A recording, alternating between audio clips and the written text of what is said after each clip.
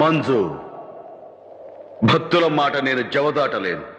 నువ్వే గడప దాటి బయటికి రా. తప్పకుండా వస్తాను. నీ ఆజ్ఞను శిరసావహిస్తాను. అయితే నాదొక చివరి కోరికుంది.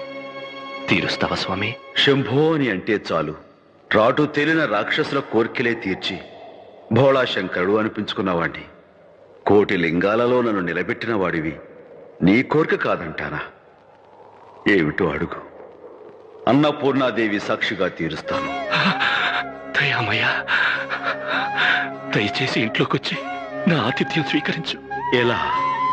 నీ కంఠంలో ప్రాణం ఉండగా నీ గడప తొక్కద్దన్నావుగా. అయ్యయ్యో, ఆ మాటను వెనక్కి తీసుకుంటున్నాను. లేదంటే నేను గడప దాటే ప్రసక్తే లేదు. నువ్వు లోపలికొస్తే నేను బయటకొస్తాను. ఆలోచించుకో. ఇందులో ఆలోచించడానికేముంది?